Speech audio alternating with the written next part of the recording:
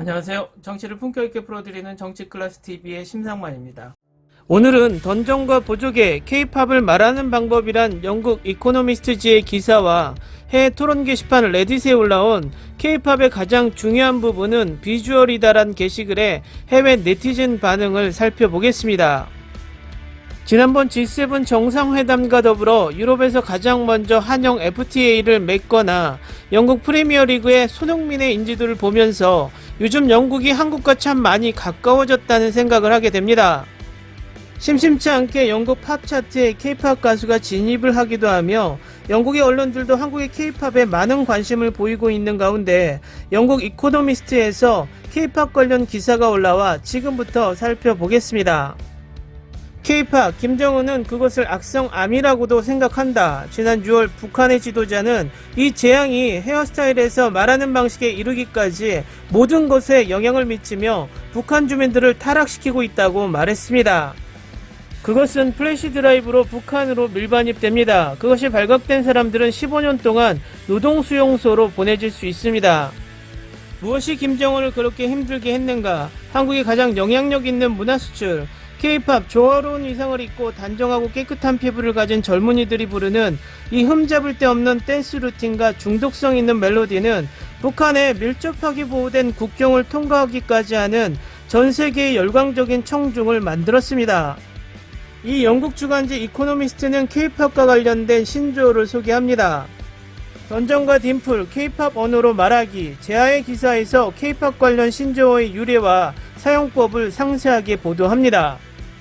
이코노미스트는 K-팝을 한국의 가장 영향력 있는 문화 수출 상품이라고 표현하면서 완벽하게 연출된 이 문화 현상이 복잡한 어휘를 만들었다고 했습니다.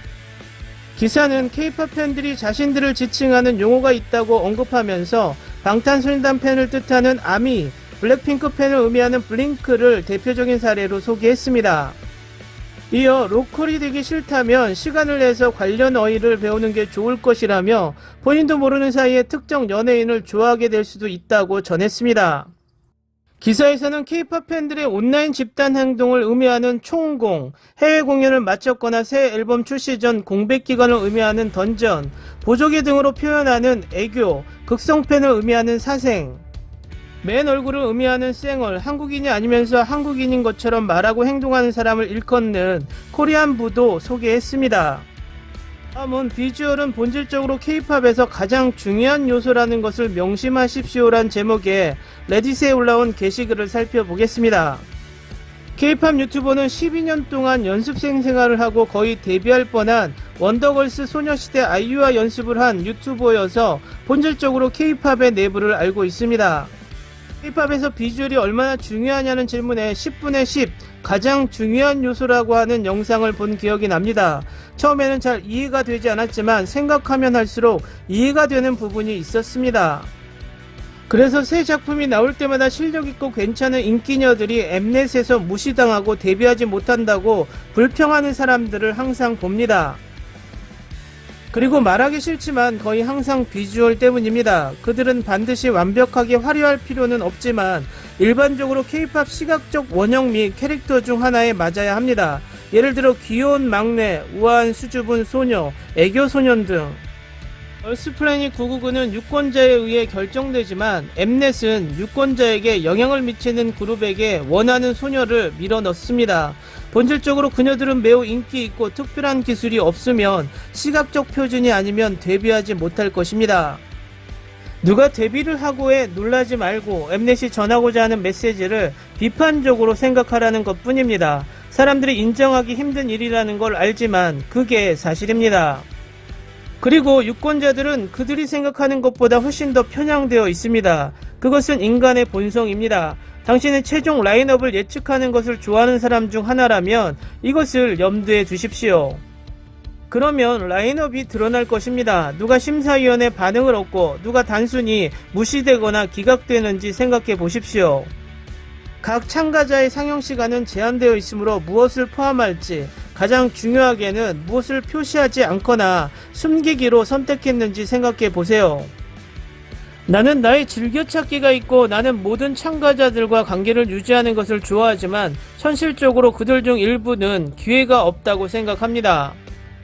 이 게시글의 해외 네티즌 댓글 반응입니다.